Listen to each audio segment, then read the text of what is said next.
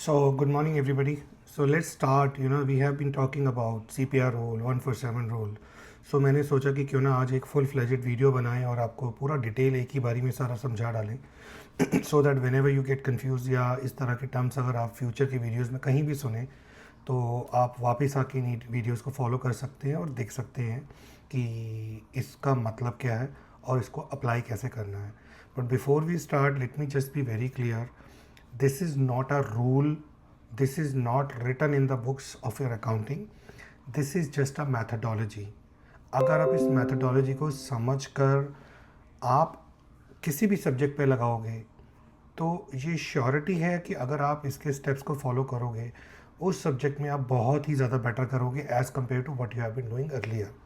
अगर आपका कोई अपना तरीका है पढ़ाई करने का, मेथड है, तो आप उसको फॉलो करो. अगर कोई मेथड नहीं है, क्योंकि बहुत से बच्चों का ये क्वेश्चन आता है कि सर कंफ्यूज हो जाते हैं कि ये सब्जेक्ट को कैसे करें, तो ये एक स्टैंडर्ड मेथडोलॉजी है. इन स्टेप्स के बेसिस पे अगर आप सब्जेक्ट को पढ़ोगे तो डिफ़िकल्ट से डिफ़िकल्ट सब्जेक्ट भी आपको आसान लगेगा. चलिए स्टार्ट करते हैं. अब इसमें मैं फिर से वही बात करने जा रहा हूँ CPR और 147 के रूल की, कि CPR का मतलब क्या होता है, कॉन्सेप्ट, प्रैक्टिस एंड रिवीजन. और उसके ऊपर डेज का क्या बाइफर्केशन होता है. डे नंबर 1 पे हम कॉन्सेप्ट सीखेंगे, डे नंबर 4 के ऊपर हम प्रैक्टिस करेंगे, डे नंबर 7 पे हम रिवीजन करेंगे. और डे नंबर 1 पे अगर जो हम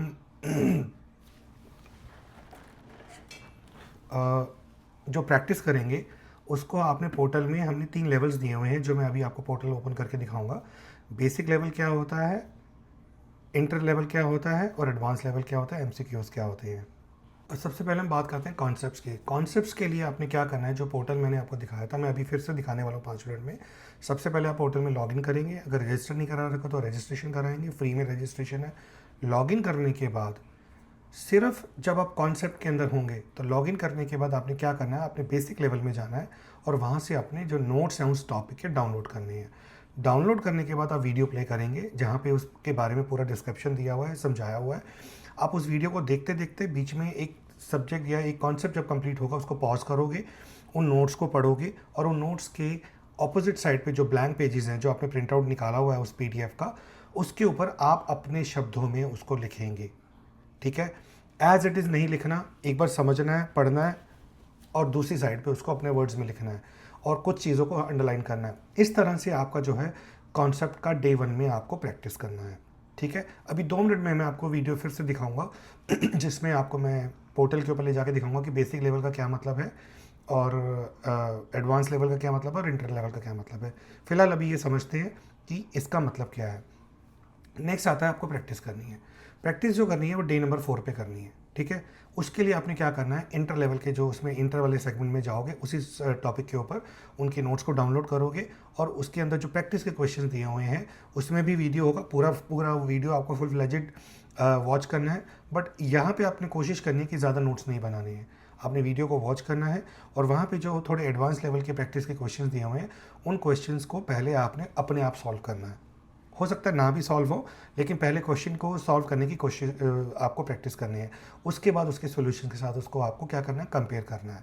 कंपेयर करने के बाद फिर भी कुछ समझ में नहीं आ रहा है तो क्वेश्चंस पूछने के लिए बहुत सारे तरीके बताए हुए हैं. आप पोर्टल पे भी पूछ सकते हो, आप यूट्यूब में डिस्क्रिप्शन में भी नोट डाल के पूछ सकते हो, नहीं तो आप हमारा डेडिकेटेड टेलीग्राम जो ग्रुप होगा उसका लिंक आपको मिल जाएगा, आप उसको ज्वाइन कर सकते हैं और वहाँ पर भी आप अपना स्क्रीनशॉट लगा के क्वेश्चन को पूछ सकते हैं. उसके बाद आता है डे 7 के ऊपर. जितना भी अभी तक आपने उस टॉपिक पे, उस सब्जेक्ट पे किया हुआ है डे 1 से 6 के बीच में, अब डे 7 पे आपको पूरा का पूरा रिवीजन करना है.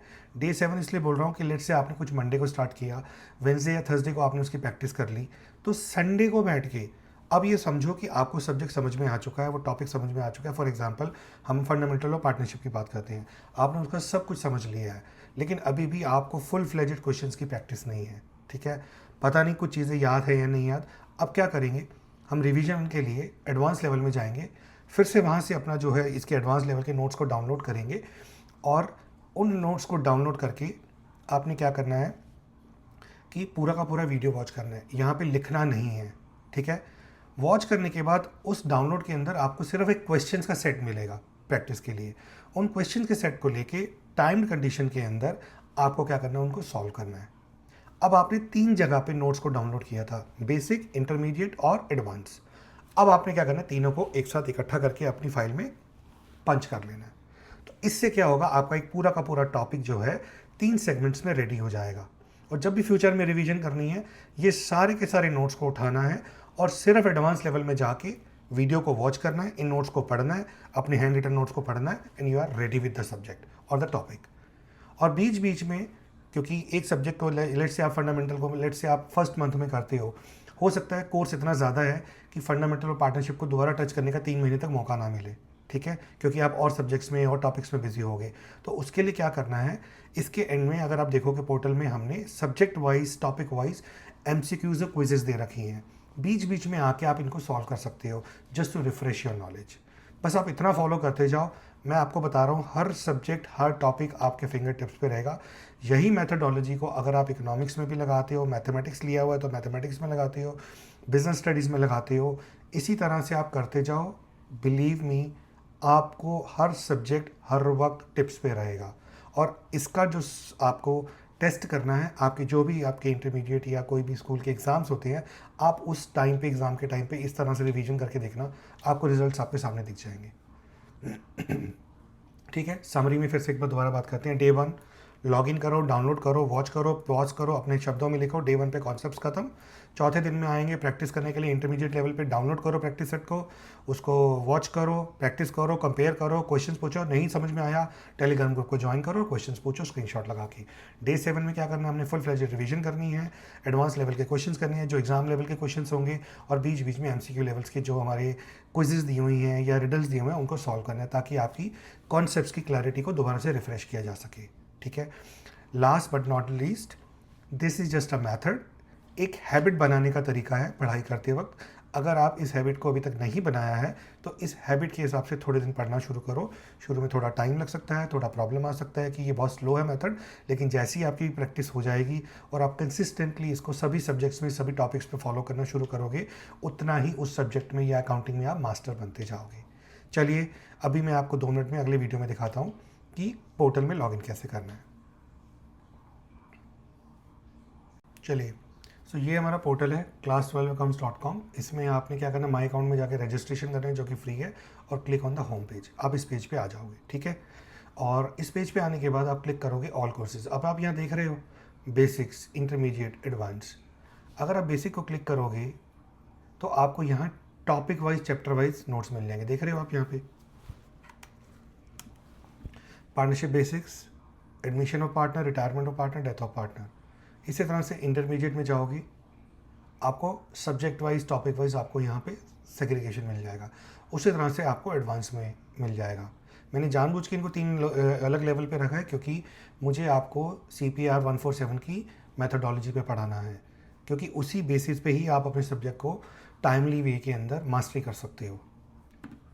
ज़्यादातर बच्चे क्या करते हैं कि एक सब्जेक्ट स्टार्ट करते हैं और n नंबर ऑफ प्रॉब्लम्स को सॉल्व करते रहते हैं, और उनको पता ही नहीं लगता कि शुरू में हमने क्या, हमारे को पार्टनरशिप की डेफिनेशन भी याद है, उसमें 6 या 7 पॉइंट्स होते हैं, क्या वो भी याद हैं, तो वो भूल ही चुके होते हैं।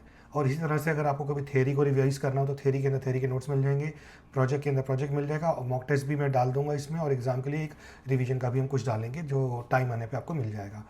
और यहीं पर ही आपको एक मैं लिंक भी दे दूंगा जिससे आप कनेक्ट करके टेलीग्राम ग्रुप को भी ज्वाइन कर सकते हैं। और इधर MCQ के अंदर आप देख सकते हैं, फॉर एग्जांपल आपने फंडामेंटल्स ऑफ पार्टनरशिप को कर लिया तो आप यहाँ क्लिक करोगे। अब ये सारे के सारे जो क्विजेज़ हैं हार्डली 3 से 4 सेकंड के हैं। ये क्विजेज़ का पर्पज़ सिर्फ इतना सा है कि जब आप क्विज़ को ऑन करोगे तो ये आपको क्वेश्चन दे रहा है। अगर आपने सब्जेक्ट को पढ़ा हुआ है तो क्विकली आपने आंसर देखना है कि आपका आंसर कौन सा ठीक होता है। विद इन फ्यू सेकेंड से आपको आंसर दिखा देगा। अगर आपको लगे कि आंसर आपका पहले आ रहा है तो आप इसको पॉज करके 2 मिनट सोच लो। फॉर एग्जाम्पल, लेट्स से हम इसको एक एग्जाम्पल के तौर पे लेते हैं। वो कहता है, what is the minimum number of members required to form a partnership? 1 2 3 4। सोच लो क्या आंसर होना चाहिए। सोच लिया? अब देखो, ये अब आपको आंसर बता दूंगा। 2 करेक्ट, बहुत simple.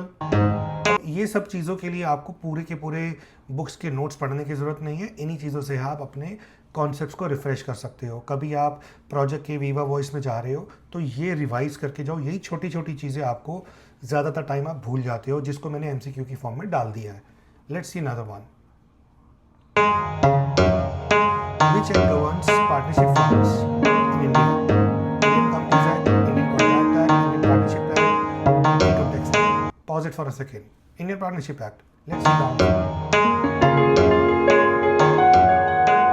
Got it? Indian Partnership Act 1932. ये चीज़ें ज़्यादातर बच्चे भूल जाते हैं, इसीलिए मैंने इसको इस फॉर्म में बनाया है। और फिर भी कुछ क्वेश्चंस हो तो you can use the contact us, you can fill up the form, you can connect on the YouTube, you can connect on Instagram, Facebook, you can use any medium to get in touch with us.